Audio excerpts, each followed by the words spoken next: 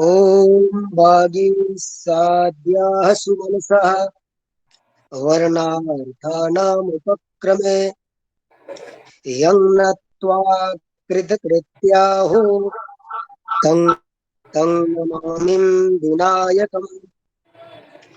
ॐ सर्वमङ्गलमाङ्गल्ये शिवे सर्वार्थसाधिके शरण्ये त्र्यम्बके गौरी नारायणी नमोस्तुते।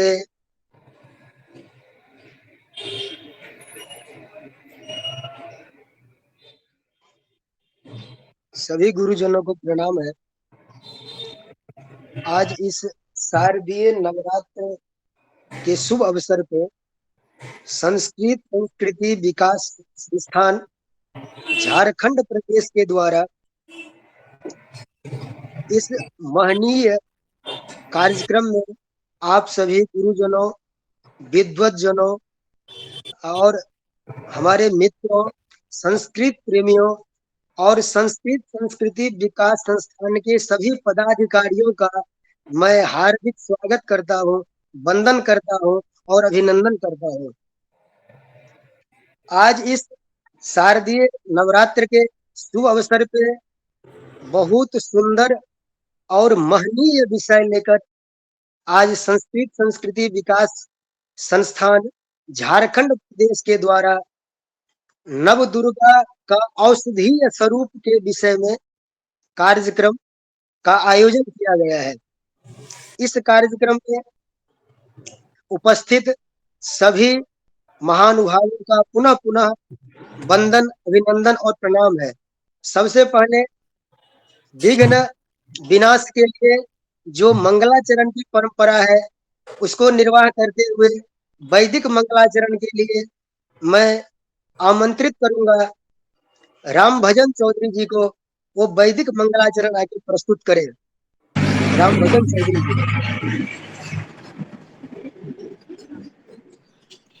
सर्वेभ्यो नमो नमः।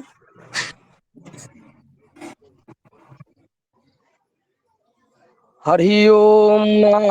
स्वस्ति न इंद्रो वृधस्रवाः स्वस्ति नः पूषा विश्ववेदाः स्वस्ति नस्ताक्ष्यो अरिष्टनेमिः स्वस्ति नो बृहस्पतिर्दधातु। हरि ओम। बहुत बहुत धन्यवाद आपका। धन्यवाद। इसके बाद लौकिक मंगलाचरण के लिए मैं आचार्य नारायण कुमार मिश्र जी को निवेदन करता हूँ लौकिक मंगलाचरण हम लोगों के समक्ष प्रस्तुत करें। सर्वेभ्यो नमो नमः। निनादय नवीनाम् अयेवानि वीणां मृदुं गाय गीतिं ललितनीतिलीनां निनादय नवीनाम् मधुरमञ्जरी पिञ्जरी भूतमाला वसन्ते लसन्ति सरसा रसाला कलापासकलको किलाकाकलेनां निनादय नवीनाम् अयेवानि वीणां मृदुं गाय गीतिं ललितनीतिलीनां निनादय नवीनाम्। बहुत बहुत धन्यवाद आपका आचार्य नरेंद्र कुमार मिश्र जी। अब कार्यक्रम को आगे बढ़ाते हुए मैं कुछ आप लोगों से कहना चाहता हूँ। इस कार्यक्रम का विषय है नव दुर्गा का औषधीय स्वरूप और इस कार्यक्रम में आज के मुख्य वक्ता है हमारे गुरुजी प्रोफेसर विजय गर्ग सर जी, जो कि दिल्ली विश्वविद्यालय में अभी अपना सेवा दे रहे हैं और संस्कृत के क्षेत्र में बहुत अच्छे और जाने पहचाने हैं। और इस कार्यक्रम में बहुत ही सौभाग्य का बात है कि झारखंड प्रदेश के द्वारा इस सप्ताह में द्वितीय कार्यक्रम का आयोजन किया जा रहा है। लगभग 10 दिन के अंतराल में द्वितीय कार्यक्रम है और इस कार्यक्रम में हमारे शिक्षा और दीक्षा गुरु जी हैं उपस्थित, जिनके माध्यम से जिनके द्वारा है जो कुछ हो उन्हीं के कृपा से हो, उन्हीं के आशीर्वाद से हो। ऐसे हमारे पूजनीय, आदरणीय और प्रातस्मरणीय डॉक्टर राघव झा गुरु जी उपस्थित हैं और इस कार्यक्रम में हमारे बहुत सारे झारखंड प्रदेश के टीजीटी और पीजीटी के हमारे ज्येष्ठ भ्राताश्री लोग उपस्थित हैं और झारखंड प्रदेश के सचिव उपाध्यक्ष महोदय भी उपस्थित हैं और हम लोग जो इस आभासीय पटल पे आज उपस्थित हैं, इस सब का संपूर्ण श्रेय जाता है हमारे प्रातस्मरणीय संस्कृत संस्कृत के पुरोधा और संस्कृत संस्कृति के संरक्षक प्रोफेसर राधा गोविंद त्रिपाठी जी, जिनके ही दिशा निर्देश से हम लोग कार्य कर रहे हैं और वो सतत हम लोगों को मार्ग निर्देशित करते रहते हैं। ये हम लोगों का परम सौभाग्य है जो उनके क्षेत्र छाया में हम लोग काम कर रहे हैं। और उसके बाद संगठन में हमारे गुरु तुल्य डॉक्टर सुनील शर्मा गुरु जी हैं, जो कि सतत हम लोगों को सहयोग करते रहते हैं, किसी भी समस्या का निदान तुरंत करते हैं, शीघ्र करते हैं। ऐसे हमारे सुनील शर्मा जी, उनको भी मैं पुनः पुनः अभिनंदन वंदन और सबको प्रणाम करता हूँ और उपस्थित इस कार्यक्रम में सबको मेरा प्रणाम है। और इस कार्यक्रम को आगे बढ़ाते हुए स्वागत भाषण के लिए और परिचय के लिए मैं अपने ज्येष्ठ भ्राताश्री, जो कि वर्तमान में पीजीटी शिक्षक हैं, नारायणपुर प्रोजेक्ट +2 उच्च विद्यालय जामताड़ा में, मैं उनसे निवेदन करता हूँ, उनको प्रणाम करता हूँ, जो वो आके अपना स्वागत भाषण और अतिथि का परिचय करें। प्रवीण कुमार झा जी। ओम नमो गुरुभ्यो गुरुपादकाभ्यो नमः परेभ्यः परपादुकाभ्यः नमः सभाभ्यः सभापतिभ्यश्च। आज इस शारदीय नवरात्र का औषधीय स्वरूप के विषय में चर्चा करना है, जिसमें मुख्य वक्ता के रूप में प्रोफेसर विजय गर्ग सर जी हैं और उनका परिचय इस प्रकार है। जो उनका उच्च शिक्षा दिल्ली विश्वविद्यालय से हुआ है, वो कला में स्नातक हैं, दर्शन स्नातक हैं, विद्या वाचस्पति भी उन्होंने 2003 में 2023 में उनको विद्या वाचस्पति की उपाधि मिली है और अनेक सम्मान से पुरस्कार से पुरस्कृत हैं। संस्कृत प्रतिभा पुरस्कार दिल्ली संस्कृत अकादमी 1996 में इनको मिला है और रामजस कॉलेज से, रामजस महाविद्यालय से सर्टिफिकेट ऑफ मेरिट, ये भी पुरस्कार उनको 1992 में भी, 1993 में भी और 1996 में भी इनको सर्टिफिकेट ऑफ मेरिट पुरस्कार मिला है। वर्तमान में प्रोफेसर विजय गर्ग सर जी 2004 से अभी संप्रति भी हिंदू महाविद्यालय दिल्ली विश्वविद्यालय के अधीन है, जिसमें सहायक आचार्य के पद पर कार्यरत हैं और इन्होंने बहुत सारे पुस्तक लिखे हैं, जिसमें से कुछ मुख्य पुस्तकों का मैं उल्लेख कर रहा हूँ। धनपाल कीर्त तिलक मंजरी में काव्य सौंदर्य, इनका पुस्तक प्रकाशित है, जो भारतीय विद्या प्रकाशन दिल्ली और वाराणसी दोनों ही जगह से छपता है। और तिलक मंजरी में ही अलंकार, तिलक मंजरी में अलंकार, इस विषय पर भी इन्होंने एक प्रसिद्ध पुस्तक लिखी है, जो भारतीय बुक कॉरपोरेशन दिल्ली से प्रकाशित है। सर को बहुत सारे शोध पत्र पत्रिकाओं में इनका शोध पत्र है और राष्ट्रीय एवं अंतर्राष्ट्रीय गोष्ठी में पत्र वाचन इन्होंने किया है और अनेक शोध पत्र भी प्रकाशित है। ये आज मुख्य वक्ता के रूप में प्रोफेसर विजय गर्ग सर अपना उद्बोधन से हम लोगों को उद्बोधित करेंगे और मुख्य अतिथि के रूप में डॉक्टर राघव झा गुरु जी हैं, जो केंद्रीय संस्कृत विश्वविद्यालय से संबद्ध जगदीश नारायण ब्रह्मचर्य आश्रम लगमा दरभंगा जहाँ पर आदर्श संस्कृत महाविद्यालय में साहित्य विभागाध्यक्ष पद को संलग्नित कर रहे हैं। गुरुजी पूर्व भारत क्षेत्र के संगठन मंत्री हैं। संस्कृत संस्कृति विकास संस्थान के ऊर्जावान सदैव तत्पर कार्यकर्ता भी हैं। गुरुजी को अनेक विषयों का ज्ञान है। गुरुजी साहित्य, व्याकरण, दर्शन, कर्मकांड, ज्ञानकांड, स्मृति, पुराण आदि के उद्भट विद्वान हैं। बहुत अनेक विषयों को जानते हैं। अनेक शोध पत्र पत्रिकाओं में इनका शोध पत्र छपा है, प्रकाशित हो चुका है। अनेक सम्मानों से सम्मानित किया है। बहुत सारे पुरस्कार से गुरुजी पुरस्कृत है। और एक विशेष बात है गुरुजी के विषय में, गुरुजी आशु कवि के रूप में भी प्रख्यात हैं। और जो इस कार्य को संचालन कर रहे हैं डॉक्टर राहुल कुमार झा माधव, वो भी साहित्य शास्त्र के बहुत बड़े ज्ञाता हैं। और उनके लिए ये भी शुभकामना है इस पटल से, जो अभी बहुत ही नवनूतन इन्होंने विद्यावारिधि की उपाधि प्राप्त की है। और मुझे डॉक्टर राहुल झा कहते हुए बहुत हर्ष का अनुभव हो रहा है। साथ में हमारे मित्रगण भी हैं जो मेरे सहपाठी हैं, और कुछ अनुज भी हैं, जैसे प्रकाश कुमार झा जी मेरे साथी हैं जो ज्योतिष शास्त्र के मर्मज्ञ और उद्भट विद्वान हैं। मुकेश मिश्र जो कि व्याकरण शास्त्र के, शिक्षा शास्त्र के मर्मज्ञ हैं। नारायण मिश्र जी व्याकरण के बहुत अच्छे ज्ञाता हैं। साथ ही कर्मकांड विषय पे भी इनका अद्भुत पकड़ है और बहुत अच्छे कर्मकांडी भी हैं। साथ में श्रवण है जो कि बहुत ही एक नवोदित विद्वान के रूप में अपना स्थान स्थापित करना चाह रहे हैं और हो रहे हैं। ये बहुत बड़ी बात है।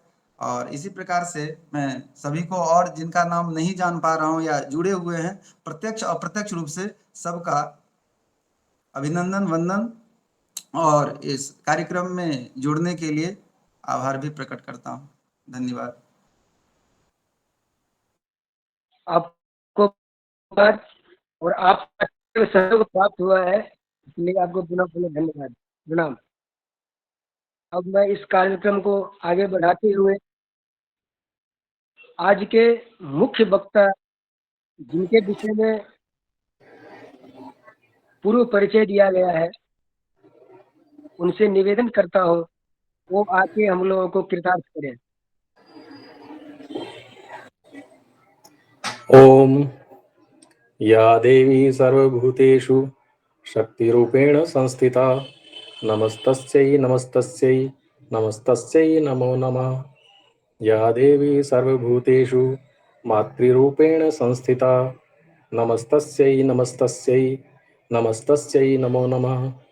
या देवी सर्वभूतेषु विद्यारूपेण संस्थिता नमस्तस्यै नमस्तस्यै नमस्तस्यै नमो नमः। आज की इस संगोष्ठी के मुख्य अतिथि परम आदरणीय डॉक्टर राघव झा जी,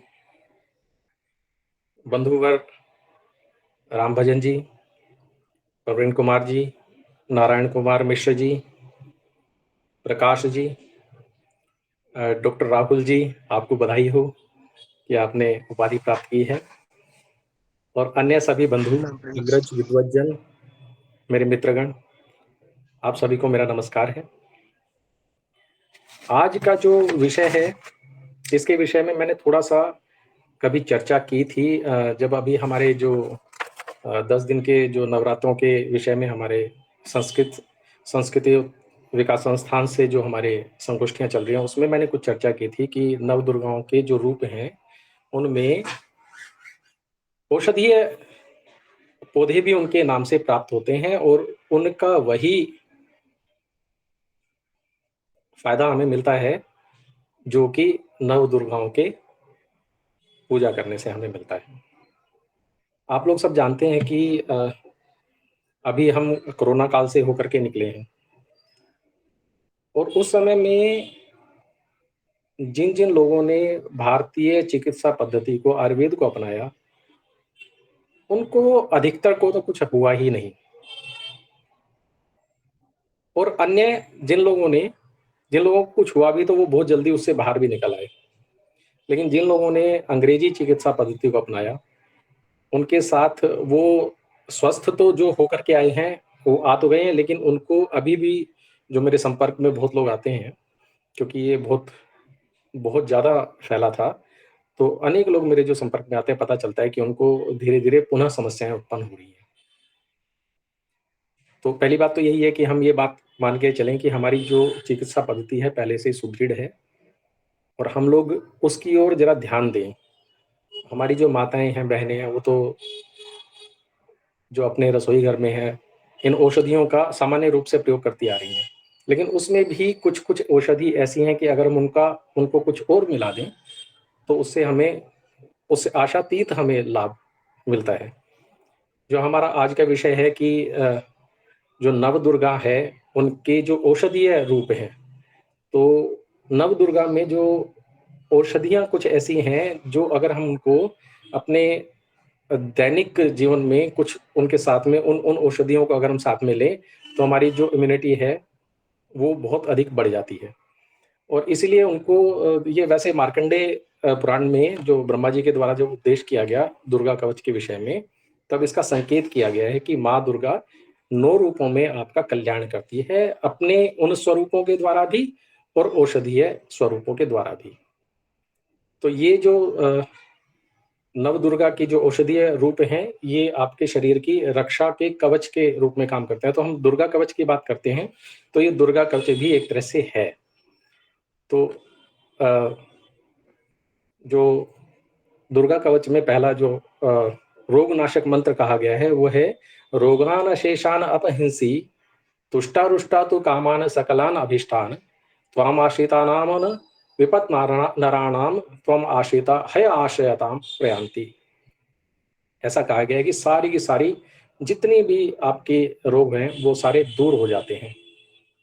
अब हम अगर नव दुर्गाओं की बात करें, तो 9 दुर्गा हैं। प्रथमम शैलपुत्री च द्वितीयम ब्रह्मचारिणी तृतीयम चंद्रघंटेति कूष्मांडेति चतुर्थकम पंचमम स्कंदमातेति षष्ठम कात्यायनीति च सप्तमम कालरात्रीति महागौरीति च अष्टमम नवमम सिद्धिदात्री च नवदुर्गा प्रकीर्तिता।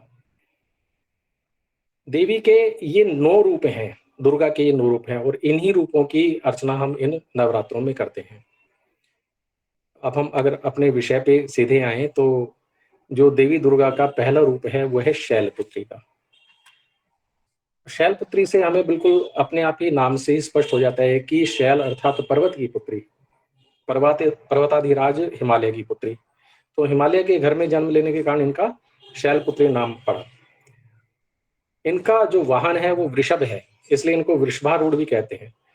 और इस शैलपुत्री माँ दुर्गा के इस रूप की पूजा करने पे मनोवांछित वर की प्राप्ति होती है। अब इसका जो औषधीय स्वरूप है वो है हिमावती अर्थात हरड़। और जितने मैं समझता हूँ कि जो हमारे बुजुर्ग आदि हैं, जो हमारी माताएं हैं, उनको इसका बहुत अधिक जो लाभ है वो सबको पता होता है, लेकिन आज के समय में हम इन चीजों का ध्यान ही नहीं करते हैं। हरड़ तो बहुत ही काम में आने वाली चीज है। ये पेट के लगभग सभी प्रकार के रोगों को नष्ट कर देती है। आयुर्वेद में हरड़ को प्रमुख औषधि के रूप में माना गया है। अब जैसे शैलपुत्री है पर्वत पर उनका स्थान है, वैसे ही हिमाचल के निम्न स्थान पर, हिमालय के निम्न स्थान पर यह हरड़ का उत्पत्ति स्थान है। इसलिए हरड़ जो है वो वस्तुतः ठंडे स्थान में होते हुए भी इसकी जो तासीर है वो गर्म होती है। तो हरड़ के सेवन से अनेक प्रकार की समस्याएं जैसे अल्सर है, अपच है, गैस है, ये दूर हो जाती है। और चूंकि इसकी तासीर गर्म है तो इसलिए गर्मियों में इसका सेवन वर्जित होता है। तो मैं समझता हूँ कि जब हम औषधियों का सेवन करते हैं तो हमें पथ्य और अपथ्य का जरूर ध्यान रखना चाहिए कि किस मौसम में हमें क्या चीज लेनी है और क्या नहीं। हिमवती को भी 7 प्रकार की या उसके 7 नाम माने जाते हैं। इसमें इसकी जो हरितिका है वो उसको कहते हैं भय को हरने वाली। पथ्या जो हित करे सबका, क्योंकि पथ्य और अपथ्य की बात करते हैं तो पथ्य करने से ही अपने आप स्पष्ट हो जाता है कि वो हित करती है। कायस्थ, काय में जो स्थित हो जाए, यानी काय को, शरीर को जो स्थिर बनाए रखे, कायस्थ। अमृता, अमृत के समान। हेमवती, हिमालय पर होने वाली। चेतकी, चित्त को प्रसन्न कर दे। और श्रेयसी, जो श्रेयस करने वाली, कल्याण को उत्पन्न करने वाली है। आप अगर देखेंगे थोड़ा सा भी आगे कि जो यूनानी चिकित्सा पद्धति है, इसका, इस हरड़ का एंटीऑक्सीडेंट और एंटीटॉक्सिन के रूप में काम लिया जाता है। तो कंजक्टिवाइटिस में भी हरड़ का प्रयोग किया जाता है। और गैस्ट्रिक समस्याओं की तो बात हमने की है कि अपच आदि की समस्याओं को खत्म करती है। पुराने और बार बार होने वाले बुखार में भी बहुत बहुत अधिक लाभदायक है। नवदुर्गा का जो दूसरा रूप है ब्रह्मचारिणी। ब्रह्मचारी तुम शीलम यस्या सा ब्रह्मचारिणी। कहा गया है कि सच्चिदानंदमय ब्रह्म स्वरूप की प्राप्ति कराना जिसका स्वभाव हो वो ब्रह्मचारिणी है। अब ब्रह्मचारिणी भी पर्वतराज हिमालय की पुत्री हैं। और ये उनका वो वाला स्वरूप है जब नारद जी ने आकर के शिव को अपने पति रूप में प्राप्त करने के लिए पार्वती से तपस्या करने के लिए कहा था। तो ब्रह्मचारी रूप है उनका, ब्रह्मचारी रूप वो हमारे समक्ष आता है। तो तपस्या वाला वह रूप है और यह ब्रह्मचारिणी है। और ब्रह्मचारिणी का जो औषधीय स्वरूप है वो ब्राह्मी में हमारे समक्ष आता है। अब ब्राह्मी जैसे ब्रह्मचारिणी है शक्ति। जब हम ब्रह्मचारिणी दुर्गा की बात करते हैं तो उन्होंने जब शिव जी को प्राप्त करने के लिए तपस्या की थी, तो आप समझ सकते हैं कि इतना कठोर तप किया था उन्होंने। तो उसी प्रकार उस शरीर को उस दृष्टि से स्वस्थ बनाने के लिए ब्रह्मचारिणी बहुत काम करती है। और साथ में अब शरीर भी कब स्वस्थ होता है, जब आपका मन और मस्तिष्क शांत हो, और मन और मस्तिष्क दोनों अच्छे हों। तो ब्राह्मी तो आप जानते ही हैं कि ब्राह्मी जो है वो आयु और समर्ण शक्ति को बढ़ाने वाली है, और जो आपके रक्त के विकार हैं उनको नष्ट करती है, स्वर को मधुर करती है। इसलिए ब्राह्मी को सरस्वती भी कहते हैं। और ब्राह्मी का उत्पत्ति स्थान कहाँ है, कहते हैं नम स्थानों पर होती है सबसे ज्यादा। तो भारत के दक्षिण पूर्व स्थान में सबसे अधिक पाई जाती है। बंगाल में ब्राह्मी शाक बहुत अधिक खाया जाता है। इसके बाद इसका सबसे ज्यादा जो उत्पादन होता है या उत्पत्ति होती है वो है देहरादून। इसमें बहुत अधिक एंटीऑक्सीडेंट पाया जाता है, इसलिए शरीर में जो कैंसर सेल बढ़ते हैं उसको ये रोकने में बहुत अधिक सहायक है। यह डिसऑर्डर, स्ट्रेस, चिंता आदि को कम करती है। एल्जाइमर में बहुत अधिक फायदेमंद है। और मस्तिष्क की, हम लोग बहुत बार कहते हैं कि मस्तिष्क में किसी को कोई बुखार हो गया है, मस्तिष्क में सूजन आ गई, तो उसके मस्तिष्क की सूजन को कम करने में बहुत ही ज्यादा फायदेमंद है ये। और कैंसर और हृदय रोग में इसका प्रयोग किया जाता है। तो मन और मस्तिष्क को शक्ति प्रदान करने वाली ऐसी ब्रह्मचारिणी की स्वरूपा यह ब्राह्मी है, जो मूत्र आदि के द्वारा ये रक्त के विकारों को बाहर निकालने में बहुत अधिक समर्थ है। अब हम चलते हैं जो नव दुर्गा का तीसरा रूप है, चंद्र घंटा। सा आह्लादकारी चंद्रमा, चंद्र घंटायाम यस्याम सा, जिनकी घंटा में स्थित हो आह्लादकारी चंद्रमा, ऐसी उन देवी का नाम है चंद्र घंटा। अब माँ चंद्र घंटा का स्वरूप हमारे सामने तब समक्ष आता है, हमारे सामने आता है तब जब स्वर्ग पर दैत्यों का अत्यधिक अत्याचार बढ़ गया और महिषासुर स्वर्ग पर आधिपत्य पाने के लिए लगातार युद्ध कर रहा था। तो देवता इससे बहुत परेशान हुए और उन्होंने ब्रह्मा, विष्णु और महेश को अपनी व्यथा कथा सुनाई। और इससे क्रोधित होकर के इन तीनों देवों के मुख से जो अग्नि निकली वही अग्नि देवी चंद्र घंटा के रूप में परिणत हुई, जिसने महिषासुर का वध किया। इसका जो ये चंद्र घंटा है इसकी औषधि है चंद्रशूर। मध्य प्रदेश में इसकी बहुत अधिक खेती होती है और बहुत ही फायदेमंद खेती है ये, बहुत महंगी खेती भी कहते हैं इसको। और इसके अन्य नाम है असारिया, हालिम, आली, आर्या। मैंने फोटोज लिए थे, पर कहें तो मैं आपको शो कर सकता हूं इसको, अगर ऑप्शन मिले तो स्क्रीन शेयर का।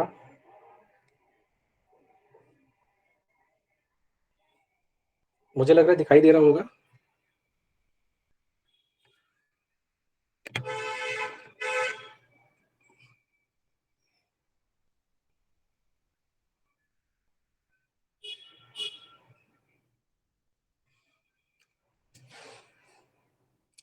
ये पहले हरड़ है, दिख रहा है सभी को? जी जी जी जी।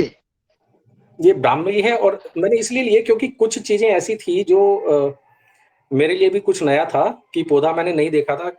लेकिन जो हरित की है, जो हरड़ की बात आती है, वो 3 प्रकार की मिलती है। एक तो बड़ी हरड़ कहते हैं हम, एक छोटी हरड़ भी कहते हैं और एक मध्यम प्रकार की भी होती है। तो बड़ी हरड़ वो होती है जो पकी हुई हरड़ होती है, और आधी पकी जो हरड़ है वो अपक्व कहते हैं, और ये छोटी हरड़ जो होती है वो बिल्कुल कच्ची होती है। और ये ब्राह्मी का पौधा है, और चंद्र सूर्य धनिये की तरह का पौधा होता है इसका, ये धनिये के समान दिखता है कुछ कुछ। अब इसका सबसे बड़ा फायदा जो मैंने पढ़ा इसके विषय में कि चंद्रसूर्य अगर औषधि को दूध के साथ लिया जाए और अगर इसको खड़े होकर के लेते हैं तो इससे लंबाई का वर्धन हो जाता है, और अगर बैठ करके लें तो इससे चौड़ाई बढ़ती है। तो इसका उपयोग लंबाई और चौड़ाई वगैरह बढ़ाने के लिए, बच्चों के स्वास्थ्य को अच्छा करने के लिए करते हैं। और महिलाओं में अगर प्रसव के उपरांत दूध नहीं उतरता तो इसके सेवन से दूध उतर आता है। और पाचन संबंधी विकार, नेत्र विकार, वात, मूत्र शुद्धि आदि, प्रसव के उपरांत जो टॉनिक के रूप में भी इसका प्रयोग आयुर्वेदिक चिकित्सा में किया जाता है। और पशु आहार में भी, ये दुधारू पशुओं में इससे अगर इसको देते हैं तो इसका दूध का उत्पादन बढ़ जाता है और मोटापा भी इससे दूर होता है। और हृदय संबंधी रोगों में भी बहुत बहुत फायदेमंद है। मेरा जो तात्पर्य है ये बताने का सारा, उसका कारण ये है कि हम लोग जो चीजें हमें मिलती हैं उसका हम ध्यान नहीं कर रहे हैं, और हम अंग्रेजी दवाओं के ऊपर चले जाते हैं। जो चीजें हमें हर रोज अपने केवल अपने रसोई घर में ही प्राप्त हो जाती हैं उनका भी प्रयोग हम नहीं करते हैं। हम जो नवरात्र का चौथा स्वरूप है, नव दुर्गा का चौथा स्वरूप है, वो कूष्मांडा है। तो इसको कहते हैं कुत्सित ऊष्मा कूष्मा, त्रिविध ताप युतः संसार सा अंडे मास पेश्याम उदर रूपायाम यस्याम सा कूष्मांडा। अर्थात त्रिविध ताप युक्त संसार जिनके उदर में स्थित है वे भगवती कूष्मांडा कहलाती हैं। कूष्मांडा सृष्टि के पहले जब सब और अंधकार था और कोई जीव जंतु नहीं था, तो माँ दुर्गा ने इस अंड के द्वारा यानी ब्रह्मांड की रचना की, और इसी कारण से उन्हें कूष्मांडा कहा जाता है। और ये कूष्मांडा जो है ये पेठा है, जो नवदुर्गा का चौथा रूप जो है, औषधीय रूप पेठा है। अब ये देखिए, पेठा आपको बड़े आराम से मिलता है। आप शायद आप गुरुजन जानते होंगे इस विषय में कि जब पेठे को और घिया का रस और साथ में आंवला, ये तीन अगर रस लेकर के सुबह पिए जाएं खाली पेट, तो बहुत ही ज्यादा लाभदायक है। आपके उदर को की सारी समस्याएं, आपके रक्त विकार आदि को सबको ये दूर कर देते हैं। आप 2 महीने अगर इसको ले लेंगे तो आप ऐसा फल पाएंगे कि आप अचंभित हो जाएंगे। तो ये पेठा है, इसको कुम्हड़ा भी कहा जाता है, और हृदय रोगियों के लिए बहुत लाभदायक है। कोलेस्ट्रॉल को बहुत कम कर देता है। जबकि घरों में हम देखते हैं कि वो जो बच्चे हैं घिया, तोरी और पेठा आदि और करेला, ये तो बिल्कुल मतलब ही नहीं है, हाथ ही नहीं लगाते हैं जी। तो ये हमें सोचना चाहिए कि ये जो चीजें हैं औषधीय गुणों से युक्त हैं, आप उसके अलग प्रयोग के अलग ढंग से मतलब इसको अगर दें बच्चों को समझा करके। मैं आपको बताता हूँ कि अभी जो मैं बात कर रहा था कि जो ये कोरोना काल था, तो कोरोना काल में प्रॉब्लम ये थी कि हम सब लोग घर में ही थे, और घर में रहने से अब पता नहीं चल रहा है कि किसको कब रोग हो सकता है। तो जैसा मुझे थोड़ा थोड़ा आयुर्वेद का ज्ञान था और कुछ जैसे गुरुजन भी बताते रहे, तो मैंने जो ये गिलोय में लेकर के आया, और गिलोय का लगभग 1 इंच का रोज मैं पत्ती वो तना काट करके और उसको कूट करके चाय में मिलवाता था। और हमने थोड़ा सा बड़ी वो काली मिर्च, सौंठ और लौंग, इलायची, ये सब मिला करके एक चूर्ण बना लिया था हमने घर में, और उसके भी 2-3 चुटकी वो पाउडर उसमें डालते थे चाय के पहले पानी में, और उबालने के लिए गिलोय डाल देते थे साथ में उसमें, और उसको लगभग 10 मिनट उबलने देते थे, और उसके बाद उसकी चाय तैयार होती थी। तो हमारे घर में उस चाय को पी करके उस पूरे काल में, यहाँ तक कि मेरी माताजी भी जिनके इम्यूनिटी कमजोर रहती है, वो भी बीमार नहीं पड़ी हैं, कभी भी नहीं पड़े। हमारे पूरे परिवार में, हमारी ज्वाइंट फैमिली है, तो कोई परिवार में बीमार नहीं पड़ा। और नहीं तो आसपास मैंने बहुत देखे हैं कि कोरोना से इतने पीड़ित केस निकले हैं, और जिनका कोई ठिकाना नहीं है कि कब वो हैं और कब नहीं है। तो ऐसा भी मैंने देखा है।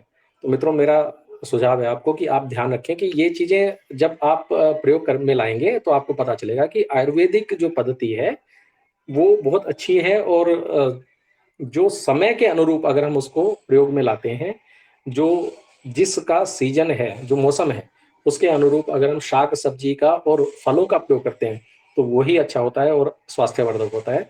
अगर हम बिना समय के अनुरूप कि ये समय जैसे तरबूज वगैरह हर समय मिल जाते हैं, लेकिन वो अपने समय से ही खाने चाहिए। ऐसे ही गाजर वगैरह जो आती हैं वो भी अपने समय से, या गोभी वगैरह अपने जो जिस मौसम की जो सब्जी है और जिस मौसम का जो फल है हमें वो प्रयोग में करना लाना चाहिए। तो मैं अब पेठे की बात कर रहा था कि जो नवदुर्गा का चौथा रूप जो दिखता है वो पेठे में कुम्हड़ा, इसको भी कहते हैं, हृदय रोगियों के लिए लाभदायक है, कोलेस्ट्रॉल को कम करता है, ठंडक पहुंचाता है, मूत्रवर्धक है, इसलिए पेट की गड़बड़ियों में भी आरामदायक है। और तो और अग्नाशय जो आपका जठराग्नि है उसको वो ठीक करता है। तो ये जो औषधि है, ये जो पेठा है, अगर आप उसको चाहे किसी भी रूप में लीजिए, आप मीठा पेठा खाने के रूप में या सब्जी के रूप में लीजिए, और पेठा तो हमारे यहाँ तो अपने भारत में खट्टा भी बनता है, नमकीन भी बनता है और मीठा भी बनता है, तो किसी रूप में लीजिए, ये बहुत ही ज्यादा लाभदायक है।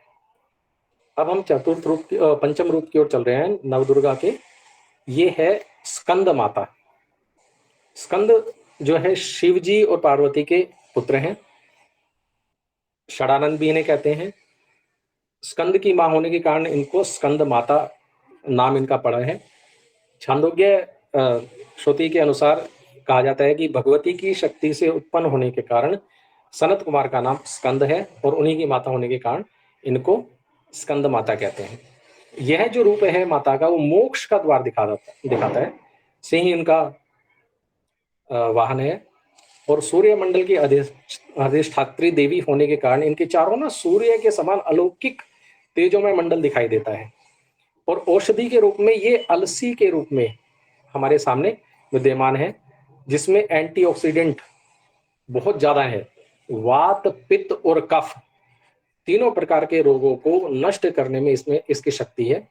और तो और अलसी का सेवन बीच बीच में बहुत बार सुनाई में दे जाता है, और हम बीच बीच में प्रयोग कर लेते हैं कि भाई अलसी का अचानक सुना तो जी हमने प्रयोग कर लिया, लेकिन ये अगर सामान्य रूप से आप प्रयोग करते रहें तो इसके सेवन से कैंसर, डायबिटीज, हार्ट की प्रॉब्लम्स ये सारी बिल्कुल कम हो जाती हैं।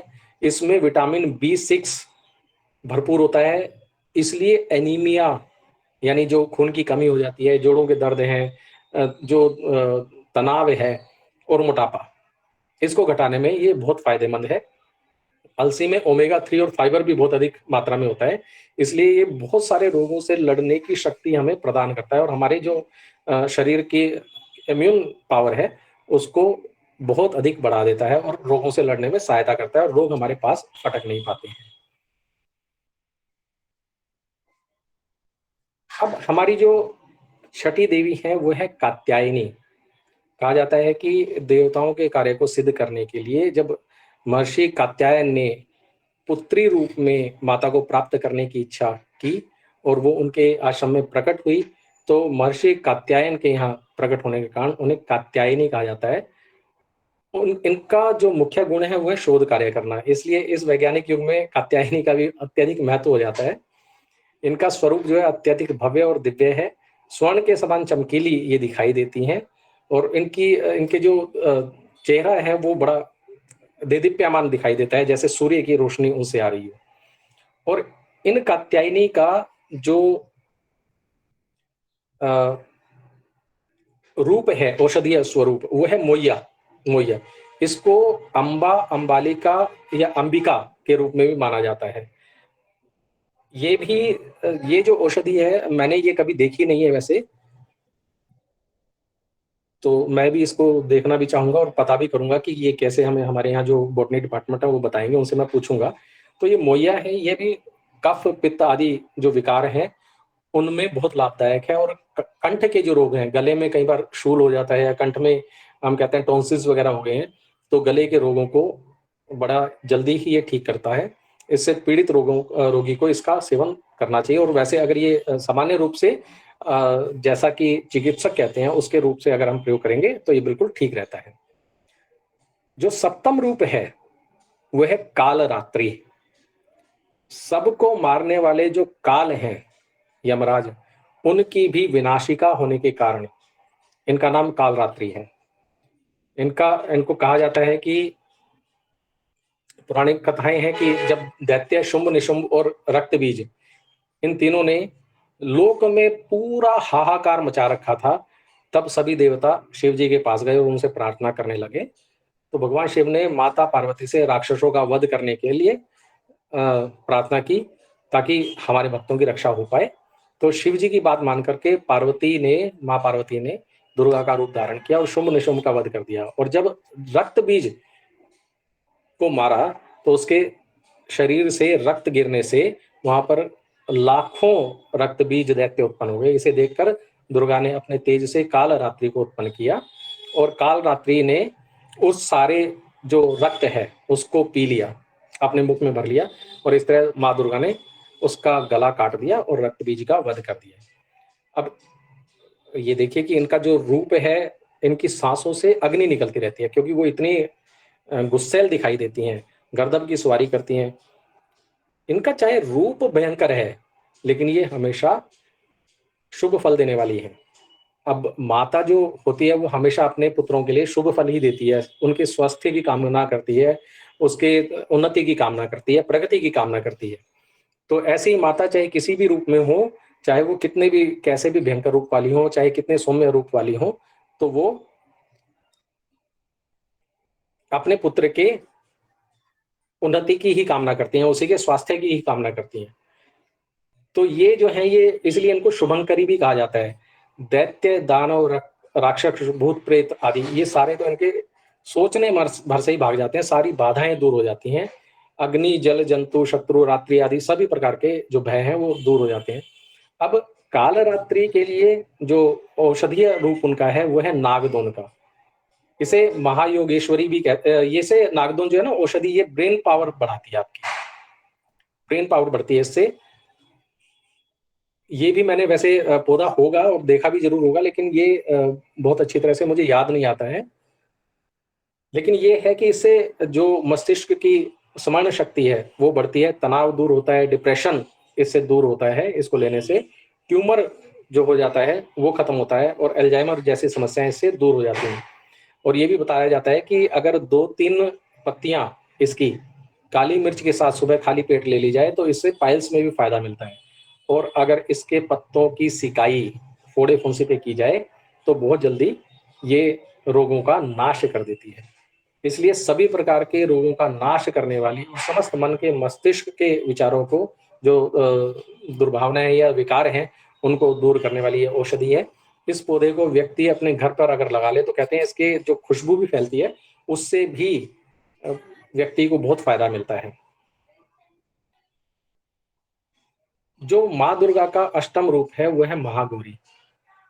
ये भी माँ पार्वती का वो वाला रूप है जिसमें इन्होंने शिव जी को प्राप्त करने के लिए बहुत कठोर तपस्या की, इतनी कठोर तपस्या की कि उसके कारण इनका शरीर एकदम काला पड़ गया।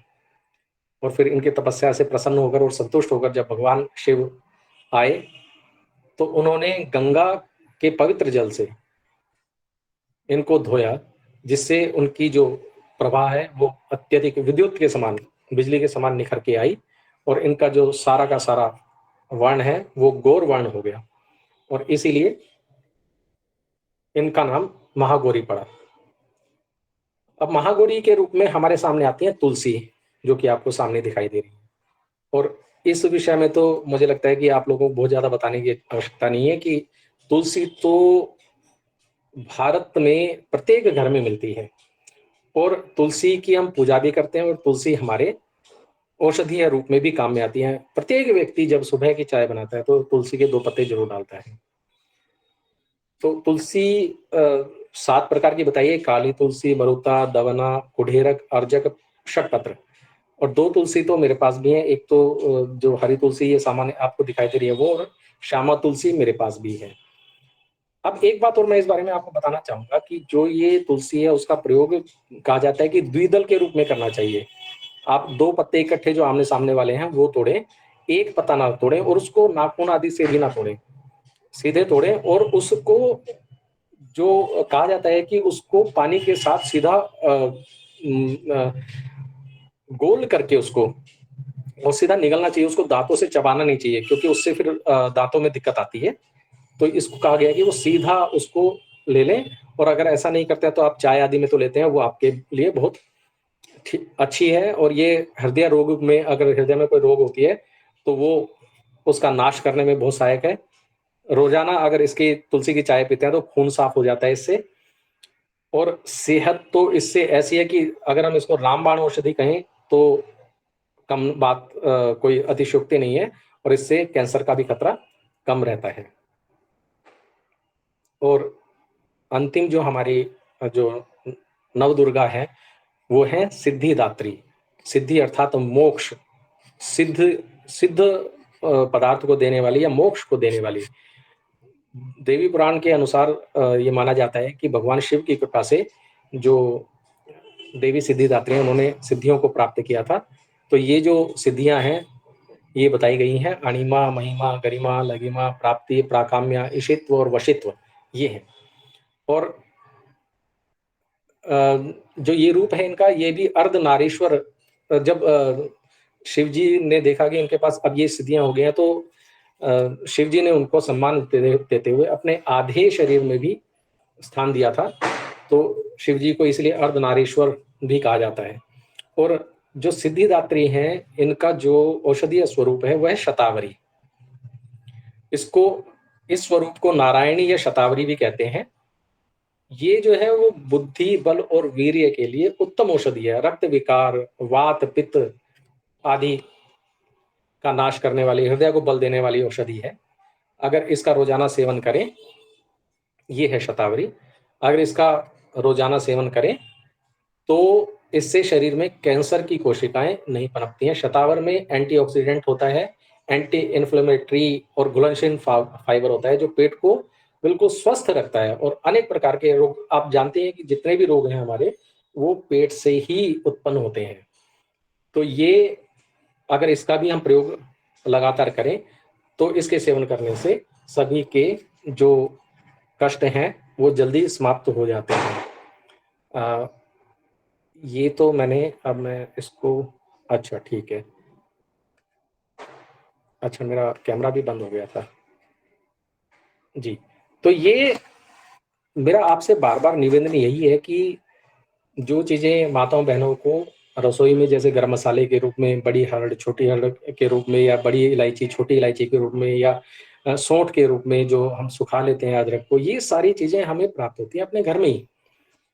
और ऐसे ये 9 देवियों के जो 9 रूप हमने देखे हैं अभी, औषधीय गुणों से युक्त, ये तो ऐसे हैं कि किसी भी व्यक्ति को ऐसा कर दे कि उस, जो हम कहते हैं कि जीवम शरदा शतम, कि 100 वर्ष की आयु हमें प्राप्त हो, तो वो आयु हमें बड़े आराम से प्राप्त हो सकती है, और वो भी स्वस्थ शरीर के साथ में।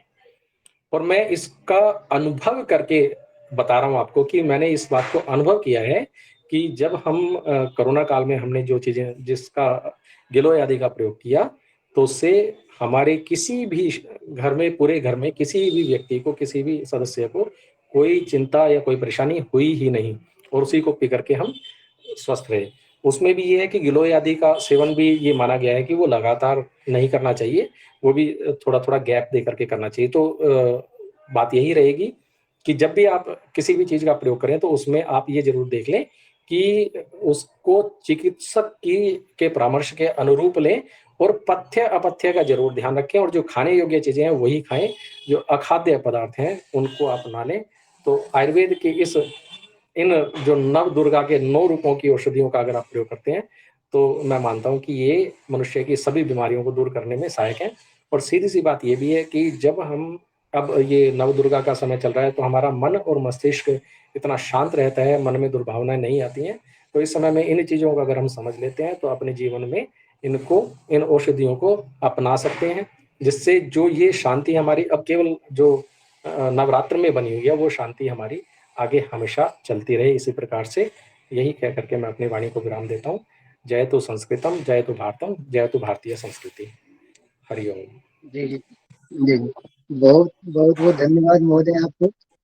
आपने अपना बहुमूल्य समय निकाल के इतना सारगर्भित व्याख्यान से हम लोगों को लाभान्वित किया, इसलिए आपको पुनः पुनः हमारे तरफ से और झारखंड प्रदेश के तरफ से और संस्कृत संस्कृति विकास संस्थान की तरफ से पुनः पुनः वंदन है, अभिनंदन है, आपको प्रणाम है मेरा। अब इस क्रम में मैं अपने गुरुजी प्रातस्मरणीय आदरणीय पूजनीय गुरुजी डॉक्टर राघव झा गुरुजी को निवेदन करता हूँ, वो अपना व्याख्यान से हम लोगों को लाभान्वित करें। गुरुजी। नमः सभाभ्य सभापतिभ्यश्च। परमादरणीय मुख्य वक्ता रूप में उपस्थित विजय गर्ग महोदय एवं समुपस्थित संचालक महोदय, मंगलाचरण करने वाले, लौकिक मंगलाचरण करने वाले, वैदिक मंगलाचरण करने वाले राम भजन चौधरी जी एवं अन्य समुपस्थित विद्वद्गण, नवरात्रा के उपलक्ष्य में बहुत ही सारगर्भित और पूर्व परिश्रम युक्त व्याख्यान महोदय ने दिए हैं, जो व्याख्यान आज तक हम लोग भी नहीं सुने थे कि नवदुर्गा का औषधीय स्वरूप क्या होता है, जो बहुत समुचित ढंग से मुख्य वक्ता ने समुपस्थापित किए हैं। हम चाहेंगे कि ये नव रूप का जो है औषधीय जो है उसका एक स्क्रीनशॉट फोटो उपलब्ध होता तो अच्छा होता, और नई बात की जानकारी मिली है, इसके लिए इनको बहुत बहुत धन्यवाद दे रहे हैं। जो हम लोग नहीं जानते थे उसकी जानकारी मिली है। वैसे जगदम्बा के विषय में कहा गया है, जैसा ये बोले भी हैं कि रोगान अशेषान अपहंसी तुष्टा रुष्टा तो कामान सकला नविष्ठान त्वाम आश्रितानाम न विपन्नरानाम त्वाम आश्रिता ह्याश्रयताम प्रयांति। तुष्टा यदि जगदम्बा तुष्टा भवति तो रोगान शेषान अपहंसी अशेषान रोगान अपहंसी, रुष्टा भवति तर्हि सर्वान् कामान अपहंसी रोगान शेषान अपहंसी तुष्टा रुष्टा तो कामान सकलान, तो सकलान कामान मनोभिलषितान कामान एव अपहंसी। एवं प्रकारेण दुर्गे स्मृता हर्षि भीतिम शेष जंतो स्वस्थे स्मृता मति मतीव शुभाम ददासी। दुर्गा को स्मरण करने मात्र से सभी भीति भय को माँ हर लेती है, और स्वस्थ चित्त से यदि स्मरण किया जाए तो अति अतीब शुभमति को प्रदान करती है। ऐसा दुर्गा सप्तशती में ही लिखा गया है। बहुत सारी बात है जो हम लोग जानते ही थे, लेकिन माँ दुर्गा का औषधीय स्वरूप जो है वो नई बात हम लोगों को आज जानकारी मिली है। तो इस तरह का व्याख्यान होना चाहिए जो नई बात सामने आए। वैसे हम लोग वो क्या कहते हैं, आज सप्तमी के दिन जो हम लोग पत्रिका प्रवेश करते हैं, तो पत्रिका में नव दुर्गा कैसे समुपस्थापित हैं, तो वो नव पत्रिका में नव दुर्गा उपस्थित होते हैं, जो हम लोग प्रायः कर्मकांड के माध्यम से जानते ही हैं। तो इस प्रकार से आज का जो व्याख्यान रहा वो बहुत विशिष्ट व्याख्यान रहा। इसके लिए महोदय को मैं अपने पक्ष से और संस्थान के पक्ष से भूरिशा धन्यवाद दे रहे हैं। और हम ज़्यादा कुछ बोलने के पक्ष में नहीं है, चूँकि समय भी अधिक हो गया है। तो इतना ही कह करके मैं अपने वाणी को विराम देता हूँ। धन्यवाद। गुरु जी को प्रणाम। इस सारगर्भित व्याख्यान के लिए हम लोगों के समक्ष उपस्थित हुए, इसलिए मैं अपने तरफ से प्रणाम करता हूँ और संस्था की तरफ से पुनः पुनः प्रणाम करता हूँ कि ऐसे ही हम लोगों को आके अपना सदैव मार्गदर्शन देते रहे। अपने व्यस्तम समय में से हम लोगों को ऐसे ही मार्ग निर्देशित करते रहे। गुरु जी को पुनः पुनः प्रणाम है। अब मैं इस कार्यक्रम को आगे बढ़ाते हुए धन्यवाद ज्ञापन के लिए अपने ज्येष्ठ भ्राता श्री प्रकाश कुमार झा, जो कि अभी हजारीबाग में टीजीटी शिक्षक है झारखंड सरकार में, और ज्योतिष शास्त्र के आधुनिक समय में मर्मज्ञ है। तो मैं ऐसे अपने भ्राता श्री को निवेदन करता हूँ जो वो आके अतिथियों का धन्यवाद ज्ञापन करें। प्रणाम। सिद्धान्तमुपनिषदं शुद्धान्तं परमेष्ठिनः सोनाधरः मह किंचित वीणाधरमुपास्महे। नमः सभाभ्यः सभापतिभ्यश्च सर्वेभ्यो नमो नमः। आज संस्कृत संस्कृति विकास संस्थान झारखंड प्रांत के द्वारा नवरात्र के उपलक्ष्य में एक विशिष्ट व्याख्यान का आयोजन किया गया, जिसमें मुख्य वक्ता के रूप में प्रोफेसर विजय गर्ग जी ने नवदुर्गा का औषधीय स्वरूप के विषय में बहुत ही सुंदर तरीके से हम लोगों को बताए। और गुरुजी ने उन्होंने बताया कि नवदुर्गा के जो नव रूप हैं उनको किस प्रकार से और एक एक रूप को अलग अलग विषय में प्रोफेसर गर्ग जी ने बताया, जो कि बहुत ही हम लोगों के प्रेरणा के रूप में ये काम करेगा। और इसके लिए गुरुजी को बहुत बहुत धन्यवाद ज्ञापन करता हूँ और आभार व्यक्त करता हूँ कि ऐसे भी भविष्य में भी हम लोगों को ऐसे ही प्रेरित करते रहेंगे। और इस विशिष्ट व्याख्यान के जो मुख्य अतिथि हैं हम लोगों के गुरुजी परम आदरणीय अभिभावक तुल्य डॉक्टर श्री राघव झा जी, जिन्होंने अपने आशीर्वचन से हम लोगों को कृतार्थ किए। इसके लिए गुरुवर को भी बहुत बहुत धन्यवाद प्रणाम करता हूँ, नमन करता हूँ। और संयोजक के रूप में जो श्री डॉक्टर राहुल कुमार झा जी, जिन्होंने अपने अथक प्रयास से इस कार्यक्रम को बहुत ही सुंदर तरीके से संचालित किया, इसके लिए राहुल कुमार झा जी को भी बहुत बहुत आभार व्यक्त करता हूँ और धन्यवाद ज्ञापन करता हूँ। और अंत में इस कार्यक्रम में जिन्होंने भी प्रत्यक्ष अप्रत्यक्ष रूप से सम्मिलित हुए, उन सभी लोगों को बहुत बहुत आभार व्यक्त करता हूँ। इस संस्कृत संस्कृति विकास संस्थान झारखंड प्रांत के द्वारा सभी को प्रणाम, पुनः नमस्कार, धन्यवाद। महोदय, आपको भी पुनः पुनः आभार व्यक्त करता हूँ, प्रणाम करता हूँ, जो आपने भी अपना बहुमूल्य समय देके हम लोगों को कृतार्थ किया। अब इस कार्यक्रम को समाप्त करने का समय आ गया है, इसलिए शांति पाठ से इस कार्यक्रम को समाप्त करता हूँ। ओम सर्वे भवन्तु सुखिनः, सर्वे सन्तु निरामयाः, सर्वे भद्राणि पश्यन्तु, मा कश्चित् दुःखभाग् भवेत्। ओम शांति शांति शांति। सभी गुरुजनों को प्रणाम, आभार। नमो नमः। आप सबको भी नमस्कार।